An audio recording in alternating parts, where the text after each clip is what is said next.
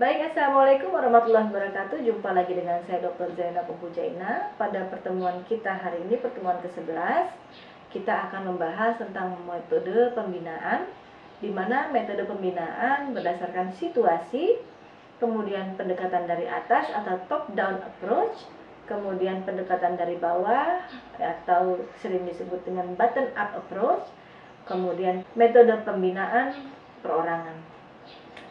Tetapi sebelum kita masuk materi pada hari ini, saya sedikit akan mengulas tentang pertemuan kita yang lalu, yaitu pertemuan ke-10, di mana kita sudah membahas tentang pembinaan narapidana. Baik, kita lanjut materi kita hari ini, yaitu tentang metode pembinaan, di mana narapidana merupakan masyarakat yang heterogen, di mana yang terdiri dari berbagai bagian masyarakat atau berbagai manusia yang beraneka ragam, baik dari suku, agama, keyakinan, ras, dan lain sebagainya. Hal ini dari segi ekonomi, sosial, pendidikan yang tidak sama, ini pun mempengaruhi terhadap metode pembinaannya. Nah, menyebabkan penyampaian materi dilakukan dengan melihat banyak sudut pandang.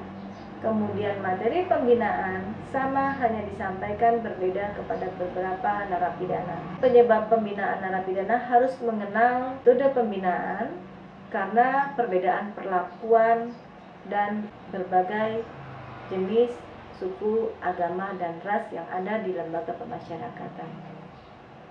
Karena pembinaan harus melalui proses awal sesudah dimulai pada saat narapidana masuk di kehidupan lembaga pemasyarakatan. Terdapat beberapa metode pembinaan di mana dalam kehidupan sehari-hari cenderung narapidana atau orang biasa mempunyai kecenderungan terpengaruh oleh situasi. Apakah situasi alam, sosial, kejiwaan, dan lain-lain. Mereka yang tergantung dengan situasi alam tidak akan merubah dirinya menjadi maju, tetapi mampu mengenal diri tidak akan mampu untuk berubah kecuali keadaan alam tersebut memang tidak mampu kita kuasai, misalnya banjir, gempa bumi, tanah longsor, dan bencana lainnya. Oleh karena itu, apabila narapidana mampu menguasai situasi di dalam lembaga pemasyarakatan atau rutan, maka diharapkan para narapidana juga mampu menguasai diri sendiri, merubah diri ke arah tujuan hidup yang dicita-citakan, dan dapat kembali di dalam lingkungan sosial. Situasi sosial sering mempengaruhi seseorang untuk tidak mampu berbuat atau bertindak. Misalnya seseorang yang merasa miskin, cacat, berasal dari kelompok broken home, tidak mampu menerima materi pembinaan atau pelajaran yang ada di lembaga pemasyarakatan. Situasi kejiwaan juga sering mempengaruhi seseorang. Oleh karena itu manusia tidak boleh larut tenggelam dalam situasi kejiwaan, tetapi harus segera bangkit dan menyadari bahwa situasi kejiwaan hanya sesaat yang berubah secara cepat dari waktu ke waktu. Manusia harus mampu mengantisipasi kehidupannya di masa depan. Kemudian kehancuran tidak akan membuat seseorang menjadi maju, tetapi akan membuat kemunduran dalam kehidupan sosial, kejiwaan, dan emosi. Jadi di dalam pembinaan berdasarkan situasi harus mampu merubah cara berpikir narapidana untuk tidak tergantung pada situasi yang menyertai pembinaan, tetapi menguasai situasi tersebut sehingga pembinaan dapat diterima dengan baik dan dapat dipahami oleh seseorang secara sempurna. Pendekatan dari atas atau top-down approach, materi pembinaan berasal dari pembinaan atau paket pembinaan bagi narapidana telah disediakan dari atas. Narapidana tidak ikut menentukan jenis pembinaan, akan tetapi dijalaninya langsung saja menerima pembinaan dari para pembinanya. Pembinaan di atas merupakan bentuk pembinaan yang paling banyak digunakan oleh lembaga pemasyarakatan atau rutan. Hal ini disebabkan karena masih minimnya macam pembinaan yang sering terjadi atau tersedia di lembaga pemasyarakatan, dan juga karena sedikit pembina yang dimiliki di lembaga pemasyarakatan tersebut. Misalnya, Masalah yang timbul banyak sekali pembinaan yang dilakukan tidak sesuai dengan kebutuhan pembinaan, sehingga hasilnya masih kurang memenuhi sasaran. Dan yang terakhir, narapidana hanya merasa pembinaan yang dilakukan hanya untuk mengisi waktu luang saja, tidak mampu membentuk atau memberikan pembelajaran sehingga menjadi suatu pembinaan yang diterima bagi narapidana, sehingga dapat membentuk keahlian, skill, kepemimpinan yang ada sehingga tidak tercapai tujuan dalam pembinaan. Pendekatan dari bawah yaitu bottom up approach, di mana pendekatan pembinaan narapidana dari bawah merupakan suatu cara pembinaan yang memperhatikan kebutuhan pembinaan atau kebutuhan pembelajaran narapidana. Kebutuhan pembelajaran narapidana tergantung pada pribadi narapidana sendiri dan fasilitas yang dimiliki oleh lembaga pemasyarakatan atau rutan setempat. Seringkali narapidana tidak tahu apa kebutuhan pembinaan bagi dirinya yang disebabkan karena narapidana tidak tahu dan tidak mengenal dirinya sendiri. Kesuksesan dalam membina narapidana terletak pada para pembina untuk mengenal narapidana kepada dirinya. Dengan mengenal diri narapidana, mampu menentukan tujuan hidupnya, akan mampu menentukan arah kebutuhan hidupnya.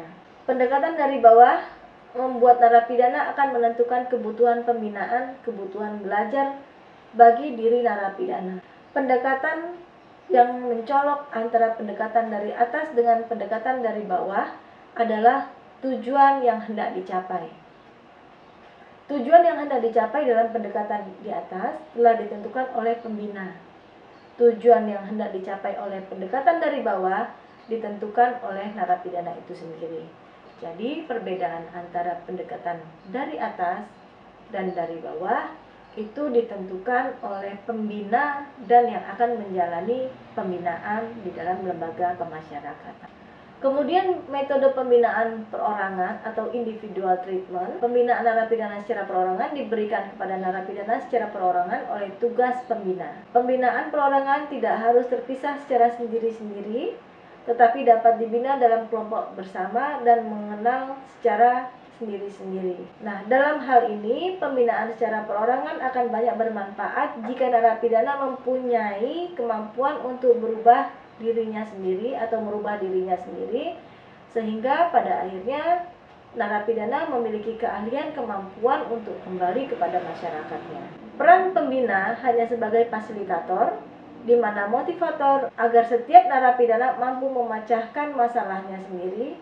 Dan yang terakhir, kebiasaan memecahkan masalah akan terjadi jika narapidana mempunyai rasa percaya diri yang besar dan sebagai bekal di kemudian hari setelah keluar dari lembaga pemasyarakatan. Pendekatan berdasarkan pembinaan perorangan dalam diri sendiri ini merupakan kemauan untuk membina diri sendiri dapat muncul dalam diri sendiri. Bila seseorang belum mampu mengenal dirinya, tidak akan mungkin keinginan untuk membina diri sendiri itu dapat terwujud. Mengenal diri sendiri merupakan hal yang penting dan pokok dalam pembinaan narapidana. Kemudian, apabila narapidana sudah mampu membina hidupnya, maka ia telah mampu untuk membentuk tujuan kehidupannya. Sehingga dengan memiliki mental positif, narapidana akan mampu membentuk dirinya sendiri menjadi lebih baik dan diterima kembali oleh masyarakat. Jadi, pembinaan secara perseorangan yang baik ada pembinaan yang telah tumbuh dari diri si narapidana. Sedangkan pembinaan dari luar ini merupakan secara individual, terdapat narapidana dilakukan oleh para pembina, baik pembina dari lembaga pemasyarakatan, rutan, atau pembinaan dari luar, yaitu pembinaan keagamaan, kelompok masyarakat, atau lembaga sosial masyarakat. Nah, hal ini dituntut keahlian pembina untuk menyampaikan materi, pembimbingan, pembinaan, kemudian konseling, di mana narapidana dapat menerima materi ini dengan baik dan benar. Mengenal sifat, kebiasaan, kelebihan, kekurangan, kepandaian, keterampilan yang dimiliki narapidana. Nah, hal inilah yang bisa dilakukan di dalam metode penyampaian pembinaan bagi warga binaan yang ada di lembaga pemasyarakatan. Baik, Pada pertemuan ini, materi sudah saya sampaikan. Nah, sedikit saya sampaikan rencana pertemuan kita ke-12 yang akan kita bahas.